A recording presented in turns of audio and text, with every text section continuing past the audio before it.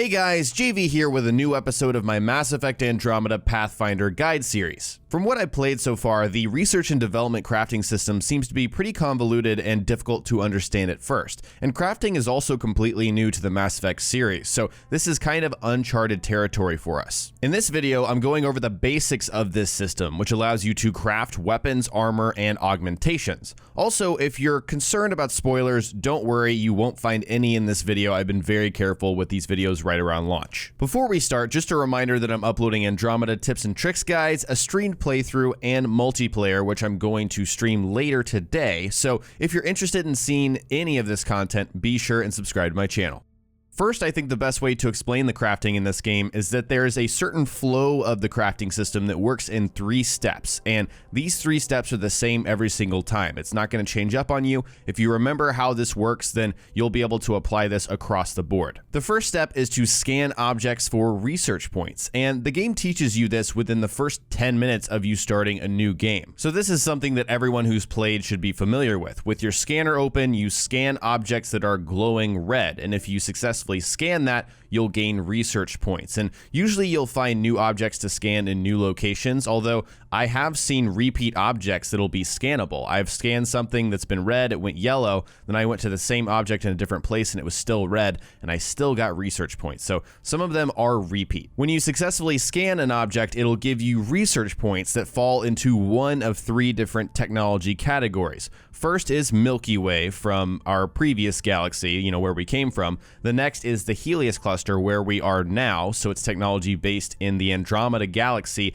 and then another alien race's technology that I won't spoil in this video. As you're scanning, you're going to see those points fall into one of those 3 categories on the scanning UI, so you'll know what technology you just scanned and how many research points you got out of it. So if you're wondering, what is all this scanning? Why do I need to do this? What is the purpose? I think the idea is that you're in a new galaxy. You're in the Andromeda Galaxy in the Helios cluster, and you need to understand the new technology here in order to craft things out of that technology. And if you want to have the largest variety of things to craft, you will need to be constantly scanning for new things in order to maximize your number of research points. If you're someone who's seen the scanning in this game and you're not a fan of it and you don't want to have to be worrying about that at all times, then you actually don't have to. It's an optional system. You do have to scan things for certain story missions, but in terms of going out and scanning new technology for this system, it's completely optional. You can still craft items without scanning stuff, and we'll cover how that works when we get to the development part of this video.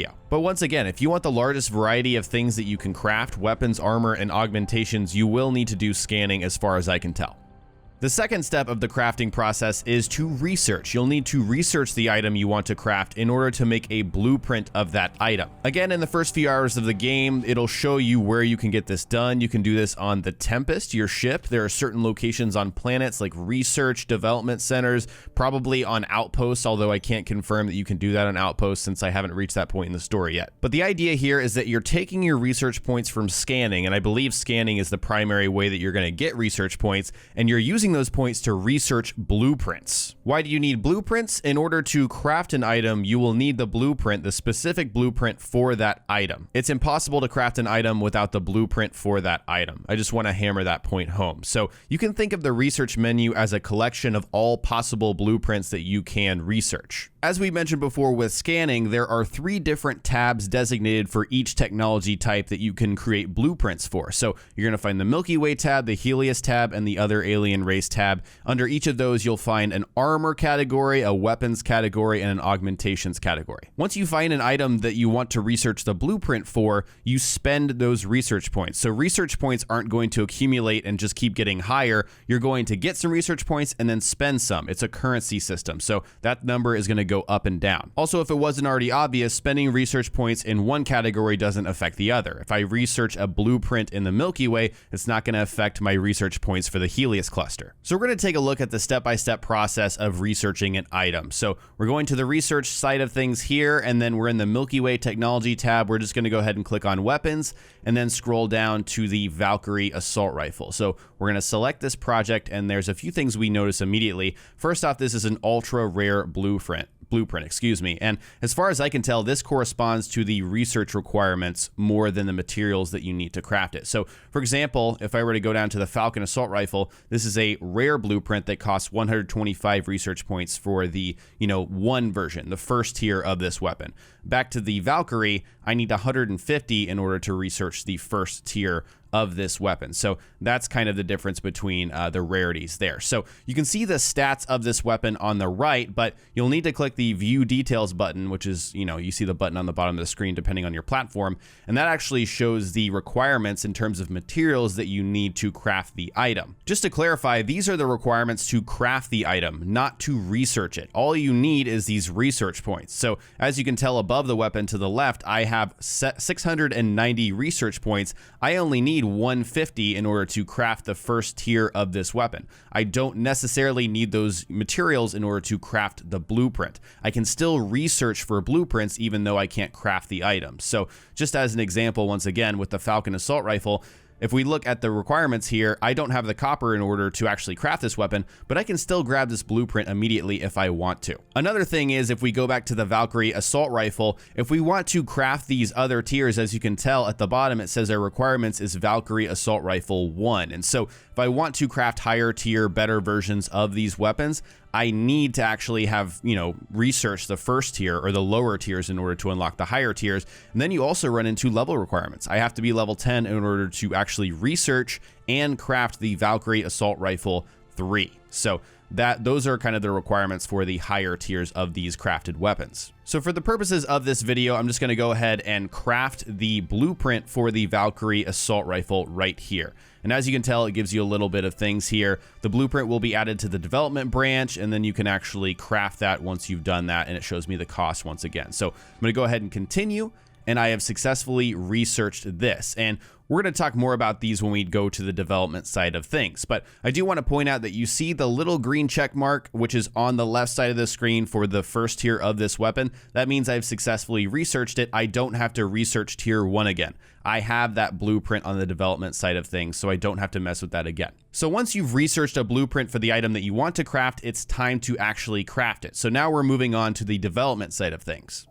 The third step is to physically craft the items that you have blueprints for, as long as you have the materials that you found out in the world, so you can actually equip them and use them in the game. This is on the right side of the Research Center menu, so if you're wondering where you develop stuff, it's in the exact same places where you research stuff, so you don't have to go to a different area after researching. When you first click into the development menu, you should have a decent amount of blueprints already available, and that's because you've picked up blueprints out in the world, you've bought them from vendors, because vendors can have blueprints, and also there's a set of default blueprints that Ryder has automatically, so you don't have to research or buy them or find them, you just have them by default. Side note here, remember when I said you don't have to scan earlier in the video, it's an optional thing? Well, you can skip scanning and researching entirely and just find blueprints out in the world, looting them from enemies, finding them in containers, things of that nature, or you can also buy them from vendors out in the world. So just like I said, you can skip steps 1 and 2, scanning and researching, and just skip straight to the blueprint, find the materials, and craft the item. But I'm not sure if you can find the blueprints for all of the research items. I think BioWare has said that, if you don't scan stuff and don't go through scanning and researching, there's some things that you're going to miss out on. So I think it seems unlikely that you're going to find all the blueprints for that stuff, but it's maybe possible. I just haven't played further in the game to know. Regardless, development is all about crafting the items that you've researched and found blueprints for. So the first tab is for items that are ready to craft immediately. You have the materials for them, so you can go ahead and craft them. That's kind of handy to have there. And then as you go further to the right, you'll find specific categories for whatever technology or whatever type of item that you want to craft. And honestly, development is self-explanatory. Once you get to this point, if you have the blueprint and you have the materials, you can craft that item. Let's go ahead and continue our example with the Valkyrie. So I'm going over to development, and I know that it's ready to develop because I already have the crafting materials. So at the very bottom, I can see the Valkyrie assault rifle tier 1, and I can go ahead and craft this. I can even look at the materials here, and I know that I have them because, we talked about that earlier. So I'm going to go ahead and craft the item. I'm going to show you guys exactly what happens here. So first off, you can rename your item. So if you want to name this a specific thing, if you did something special to it, like added an augmentation, which you actually need to craft a tier 2 item or higher in order to add those, you can do that here. You can also rename your weapon. So I can go through, name this whatever it might be, and then actually craft the item. And so once you craft something, this is what it looks like. It's this kind of blue rarity item, and that's what it looks like in your inventory as well. So that's been added to my inventory. But that's not it. You can't immediately equip it because, as you guys know, you can't equip and switch weapons just on the fly. You do need to go to any place where you can mess around with your loadout and equip it that way. So we're going to run over to the forward operating base. Again, you can do this on the Tempest before a mission, you know, different places like that. So we're going to go over here, click on our loadout, and then actually go to our weapons, swap out the Pathfinder Deep Impact 1 here, go to Assault Rifles, find my N7 Valkyrie. Again, it's got the blue rarity there, and there is our crafted weapon. We can play around with it in the game now.